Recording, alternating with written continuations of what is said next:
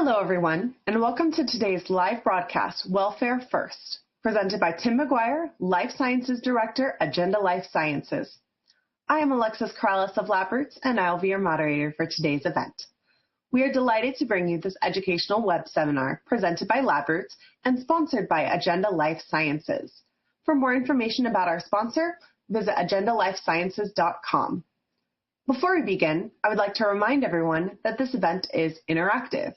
We encourage you to participate by submitting as many questions as you want at any time you want during the presentation.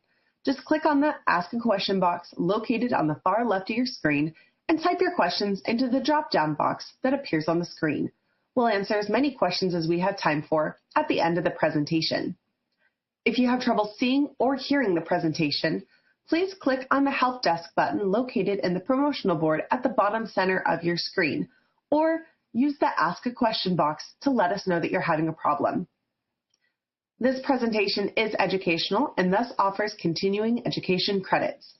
Please click on the accreditation button located in the promotional board at the bottom center of your screen and follow the process to obtain your credits.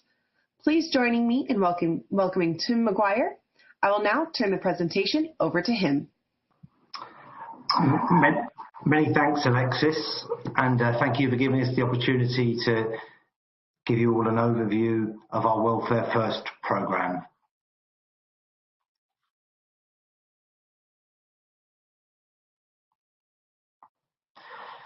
So just a little bit about me to put some context to it. I'm one of the directors at Agenda with over 20 years experience in the laboratory animal sector, working in a range of areas encompassing scientific recruitment, both as lab animal scientists and general scientific recruitment, contract, placement of staff across a number of facilities in Europe, as well as looking after our facility management division.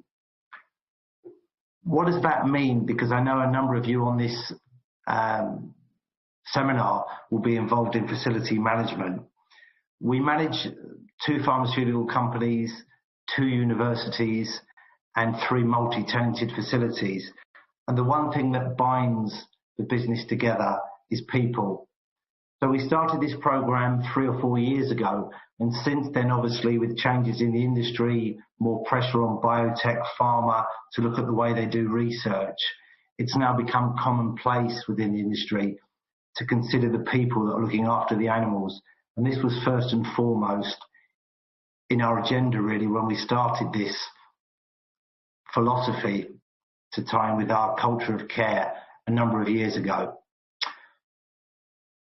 So in terms of some of the things we're going to talk about today, just really talk about the integrity of research. People are concerned about the reproducibility of data. People are concerned about animal welfare. But most importantly for us, we were concerned about the people that looked after the animals and how looking after them could contribute towards perhaps better research, certainly a better culture of care, and most importantly, particularly in Europe and the UK in particular, where there's been a move towards more openness, how we could actually display that within the marketplace. So these are some of the things that we're talking about. And I think I mentioned before, and certainly for a number of you, the most important people in the facility are your staff and your people. And the way that we look after them tends to lead into the research and the work that's coming out the other side. When one is preparing a presentation like this, one doesn't want to state the obvious, but it was important just to really confirm, what does integrity mean? And there's a nice saying really about integrity, about being honest and having strong moral principles. And I think all of us who work in the laboratory animal sector, research integrity and looking after the animals underpins all of that. But also, as we've seen from a number of infiltrations over the last few years, that it's about doing the right thing all of the time, open any door and go through it and be comfortable. So the key for us as a business was, how did we link that to our overall culture of care, and how did we link all of the staff that we had like a number of you, your staff will be spread across many facilities. We in particular, one of the drivers for us to develop our Welfare First programme came from the result of, we thought we were doing a great job offering a newsletter from head office telling everybody about how the business was doing. But a number of the technicians felt that it wasn't really giving them what they wanted in terms of information about the business, information on animal welfare. So when we went back to basics, we were looking at combining what we would say all of us are traditional drivers for lab animal science. How do we reduce the number of animals? How can we refine? How can we replace? And that still remains centre among most animal facilities philosophy, be it an ethical review when the work is reviewed, or the moment that the scientist selects their paper and decides what to do. These 3 R's were key. We had a problem. How did we, given that we're providing a service to clients, how do we marry up the 3 R's with our 3 core values of respect, reputation and responsibility? And so, given the culture of our business and the culture of laboratory animal technicians, we wanted really to look at research integrity and put that in the middle of this programme. So I mentioned before about the drivers for the business. What we had to do as a business involved with a whole host of clients across Europe and globally, we looked to try and build our values, because the biggest challenge for technicians is common standard and expectation. That's very easy to achieve, and I know a number of you who will be tuning into this webcast will understand about the importance of a culture of care, common expectations and common standards, and this is in place in a large number of animal facilities with standard operating procedures, training records, recognition. We had the challenge as a business of trying to make that work across a whole host of facilities, as well as a host of contract technicians who sit within a number of different facilities.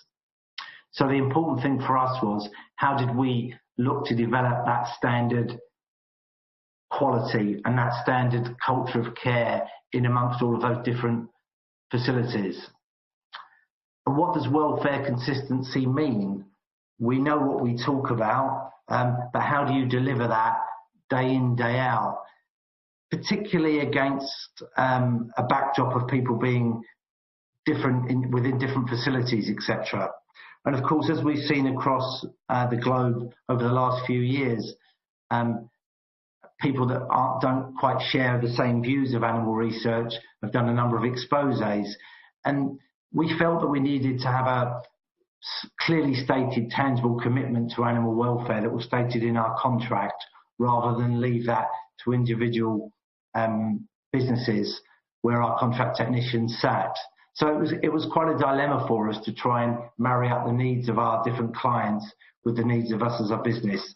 And as I mentioned before, we are a people business. So they were some of the drivers about Welfare First. Once we started our programme, I think it was important for us to understand that we were talking about people, but we also need to ensure that we put the welfare aims of animals front and centre and try and align that with the expectations in different businesses. So we went through a strategic review of how we as contractors can deliver excellent welfare. I think there was the feeling, and certainly now I see more literature about recognising that the work of a laboratory animal technician is a stressful one, be it day-to-day care of animals, the overarching responsibility, the review of ethical papers, the determining of endpoints. All of those things contribute to quite a stressful environment.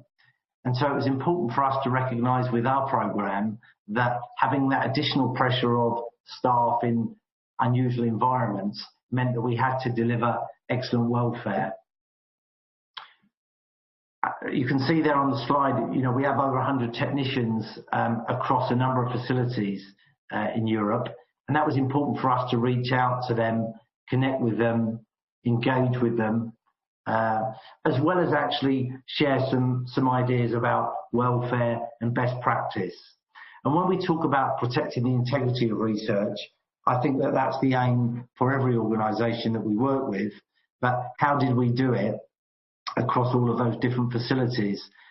So, of course, we're very much here today to just tell you about our journey. We know that a lot of units have this philosophy in place, and there'll be different elements of it. What we try to do is feed it right through our organisation, and that reflects our culture of care generally. So when we looked at welfare first, the most important thing was to start thinking simplistically about what the animal needs. They're fairly well defined, and there won't be anything shattering for you on the next few slides. Food and water, there's liaison with suppliers, obviously, temperature and humidity within the unit, clean bedding, etc. The list goes on. Sufficient air changes, health checks. You'll know all of these as very much standard procedures. But it's very well defined about what the animal wants within an animal unit. We all have challenges at times with the temperature and the humidity, but there should be no doubt about health checks and the handling and the courses, etc., and the socialisation of the animals. But actually, welfare first is really about looking after the people. So the people that look after the animals are a very diverse bunch: animal technicians, veterinarians, researchers. We should have cheers and claps and boos at this point, depending upon where you sit within the organisation. Home office, trainers, cage wash, maintenance, all of these different people that interact in the lab animal profession have a key part to play on how the people feel, etc. So we've spoken about what animal needs, and we've spoken obviously about the importance of the different types of people within that framework. But you could argue that this is almost integral in any business. But when we're looking for people for our organisations, I'm sure you will face the same challenge. Certainly in the UK, we have gaps in capabilities as some of the younger people come through. We want our staff, and I'm sure you do, an interest in animals. Welfare qualifications would be great. People want to be developed. I think we've seen increasingly as well, and I think the openness agenda, certainly in Europe, has helped this, a clear position on the use of animals.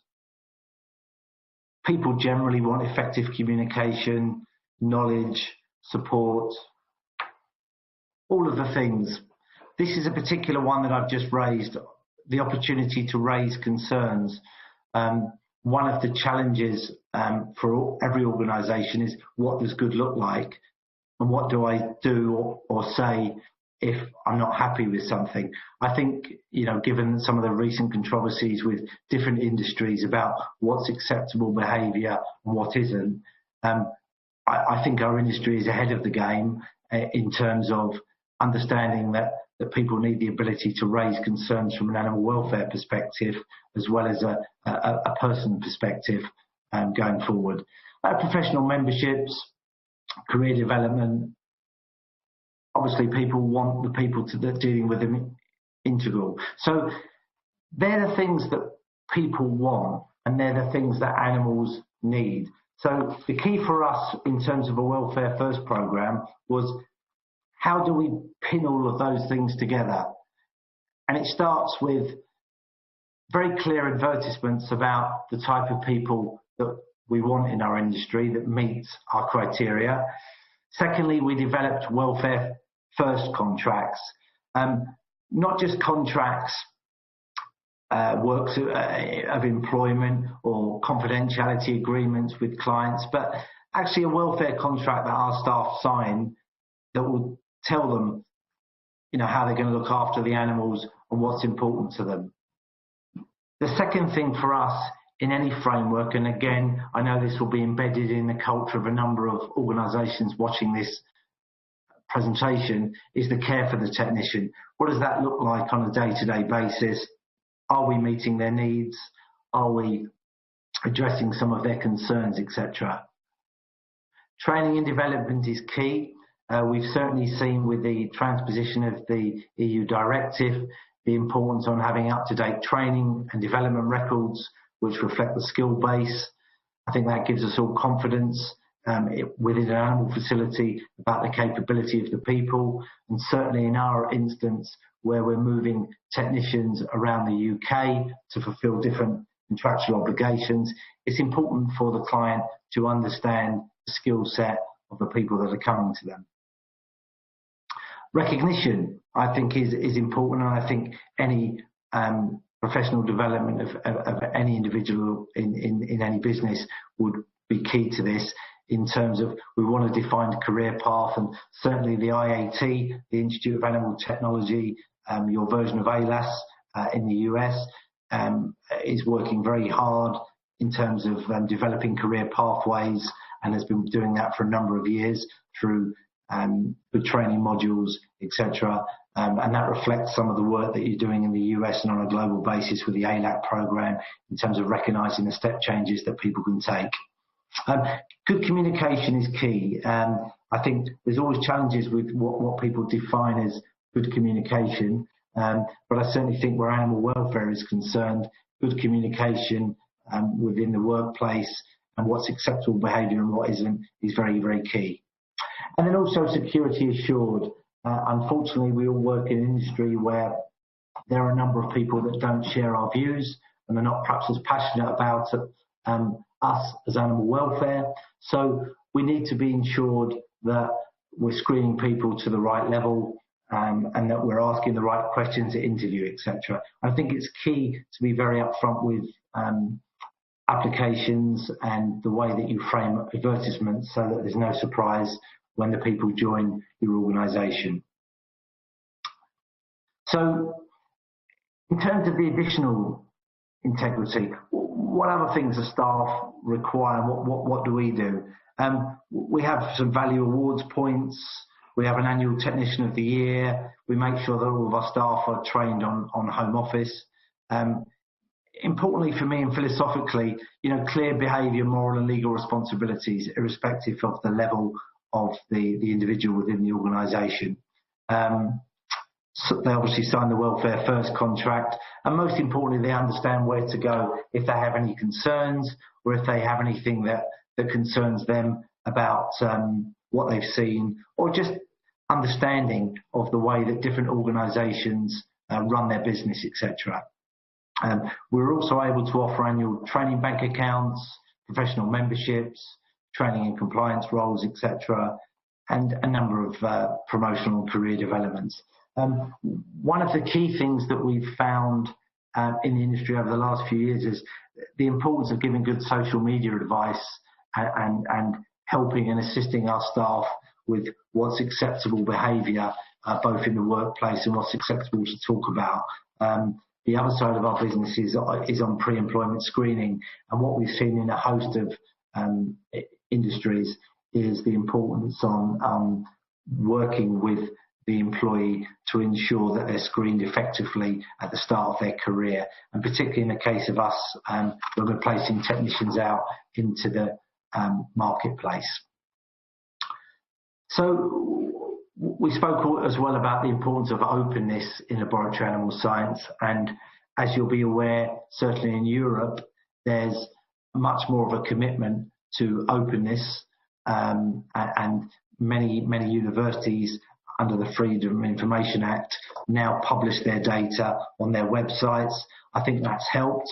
I think it's very important for us as an organisation, both providing staff and managing facilities, that we try and get the young generation of technicians through. I know that there are a number of outreach programs globally for companies. We tend to concentrate on laboratory animal courses and recruit a number of our staff from that. We deliver a lot of Welfare First talks.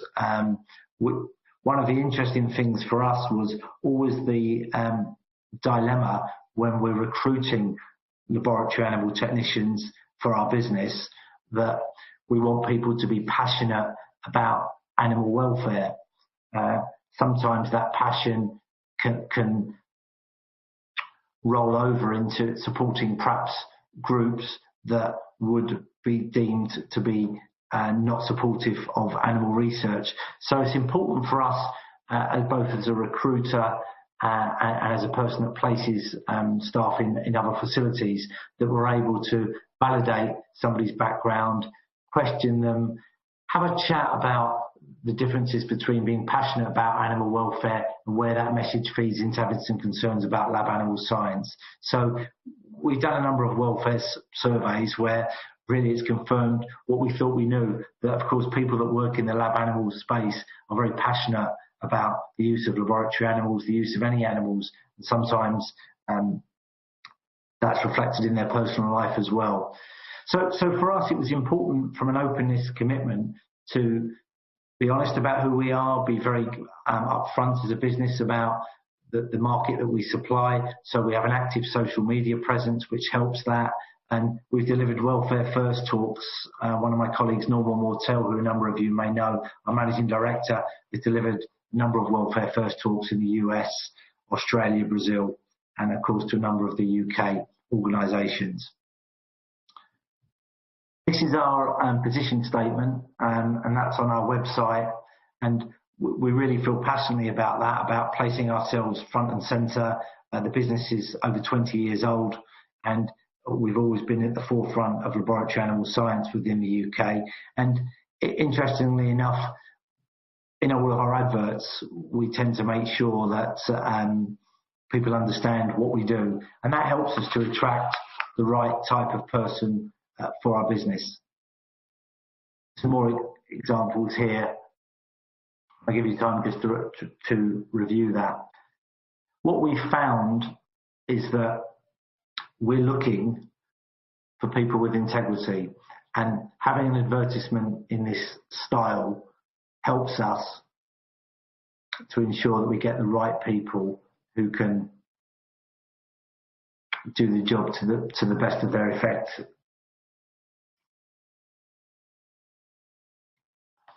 The other key part, which I'm aware of, particularly given my age, my daughters would say slightly differently, but the most important thing is to engage on social media. And I think one of the things we've seen, in particularly with the Lab Roots organisation, is that ability to reach out and actually connect with people through different mediums. So the important thing for us in terms of increasing the knowledge of the laboratory animal sector and the work that we do is to ensure that we engage social media, interact with the kids at college, keep information flowing through where they can see the benefits of laboratory animal science. And obviously from our own perspective, and you'll all have very active websites. One of the questions, sort of open questions, which somebody might want to pick up at the end of the presentation is, have a look at the way your institution talks about the work that it does. Is it front and centre on the university's website, on the academic institutes, on the pharmaceutical sector's website? Is it tucked away? Does it give people the information that they need to feel comfortable, etc.? It's quite important for you as businesses to engage with our audience, and this has come a long way, but certainly we see culturally there are big differences still between different parts of the world, and partly driven by concerns over security, I might add, just to be balanced. But the most important thing is to be open and honest about businesses that we run, how we use animals, reporting the numbers, obviously a little bit more tricky for a private organisation, but it's important to continually engage. And as we know, there are a number of good global organisations who help us to do that. And I mentioned before about our dedicated student section. We find the biggest challenge for our industry is actually attracting a certain demographic. So social media is a good way for us to reach out, and the IAT do an awful lot of outreach work within the UK. Again, not dissimilar to ALAS on a global basis. But I'm labouring this point particularly because one of the things that I hear a lot of when I'm out and about is the dearth of youngsters coming through, but it's more a question of educating them at the college stage. And I certainly know the IIT are working very hard now on apprenticeship schemes to reach out to more youngsters. So I mentioned before about, and we spoke at the start of the presentation about some of the drivers. One of the things that was interesting, and just I'd like some of you to consider, we've all seen a number of newsletters. I'm sure that we're all involved with different sports clubs, clubs outside of work, as well as work itself. And everybody says that a newsletter is a great idea, and then everybody walks away when somebody says, well, who's going to do it then? So one of the things with the Welfare First newsletter was the feedback from our technicians in the field that a lot of the information that we were putting out about head office days and what the staff were doing for charities, etc., wasn't really relevant to them and was of interest, but wasn't as much interest as perhaps articles on animal welfare. So really very much for ourselves, we started a Welfare First newsletter where we blog out industry news, useful updates about how animals have advanced science, articles really relevant to the technicians, for the technicians, but most importantly, written by the technicians. And what started off as a very good internal vessel for communicating information quickly expanded into, we're now doing the Welfare First e-newsletter for about 10 companies within the UK who want to reach out for their staff. So that's been a real positive, unexpected side effect from communicating with our staff. And we're finding now that we're engaging much more with the teams. The other thing that was really important for us as well is to be open about the work we do. And so if you go onto our website at any point, there's testimonials there from some of the technicians that work with us and how we can help solve your problem in terms of contract staffing and permanent recruitment. But more importantly, just really about the culture of the organisation. I won't dwell on that because what I'd like to do is just talk about concepts to do with Welfare First rather than necessarily specifically what Agenda can do for you. So the important thing for us and what we've seen on the ground is more of our staff are now engaged in the units that they work in the businesses. More people are generating posters for us, which is always great. We've certainly seen the number of posters increase generally at meetings we've been to of late, and we're no different, just talking about what people really think about animal welfare and research, which I alluded to earlier on, and some of the career pathways that are available. So what did all this mean for us? Because we started this process about 3 or 4 years ago, and we were delighted to win the UAR Openness Award in 2016 for our engagement with the sector. It's very important for us to continue this engagement, and that's why I was delighted, obviously, to be given the opportunity to give a brief overview of our programme. What has it really meant for us? Because as a concept, I think it's something that's near and dear to a number of people's hearts. Certainly when we started it 3 or 4 years ago, less people were engaging with their staff in this way. I think I've certainly seen over the last 2 to 3 years, more and more companies talk about engaging staff, making welfare first and foremost. And actually, I think as the openness agenda has come through, I think as an industry, it's been much more positive for us and enabled us to talk about the work that we do in an environment that's not threatened. I know that that's different in different parts of the world, but certainly within the UK at the moment, it's a very open environment.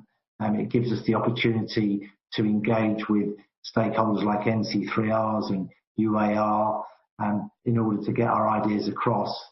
And the engagement's really helped us to reach out for our staff. And at this stage, and of course, we are talking about people, as I started the presentation on, people are people. People may always give you challenges, but right now, with over 110, I think now, an update from the previous slide, technicians that we have, we really feel that it's working well. It's enabling us to reach out to our technicians, help them in different environments, and we're looking forward, as always with our business, to evolving it and taking it to the next level. So thank you, Alex, and I'm happy to take any questions at this point. I hope a lot of that was self-explanatory, but please don't hesitate to contact me.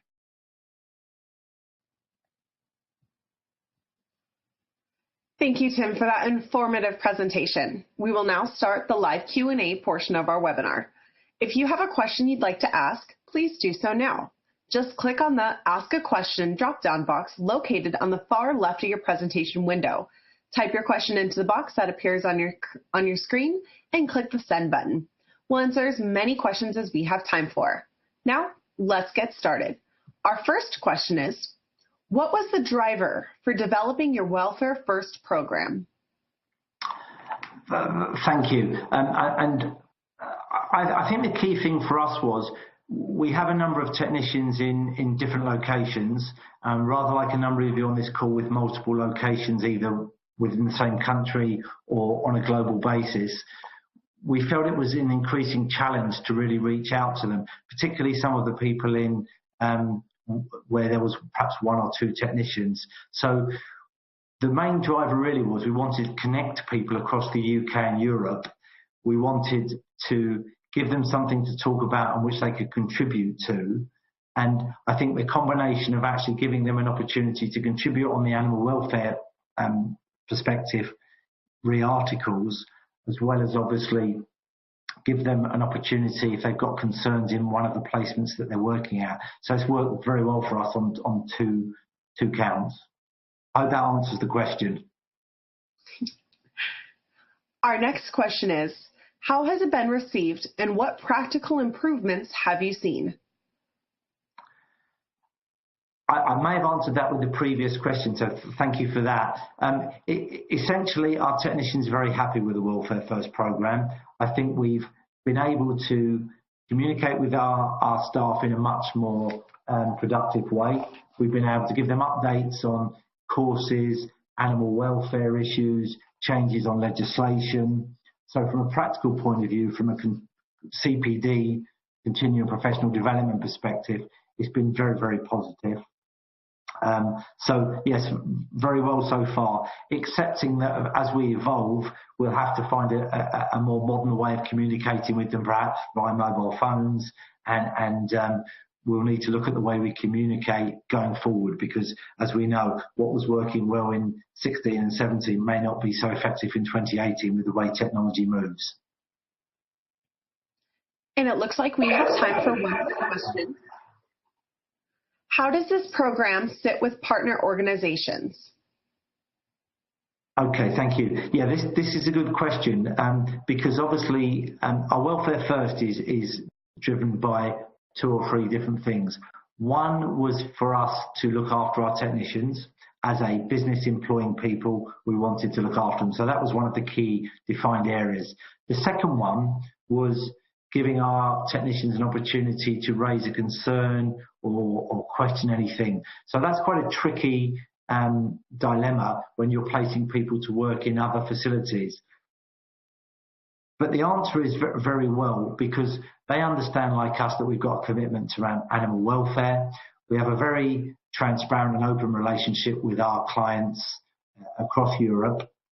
And so from a program point of view, from a management, from having access to our technicians in our other partner facilities, this works very well. So I feel that, and it's always difficult to speak for other companies. Certainly the companies that we've interacted with are very happy with the Welfare First program. And I think I mentioned to you, we now have 10 people who have signed up to the newsletter, which they utilise for their own staff. So what one is assuming that the level of communication and commitment is being received positively. I would like to once again Oh, I'd like to once again thank Tim for his presentation. I'd also like to thank Agenda Life Sciences for making today's educational webcast possible. Before we go, I want to let everyone know that today's webcast will be available for on-demand viewing through May of 2018. You will receive an email from Labyrinth letting you know when this webcast will be available for replay. Please share that announcement with your colleagues who may have missed today's live event. That's all for now. Thank you for joining us, and we hope to see you again soon. Goodbye.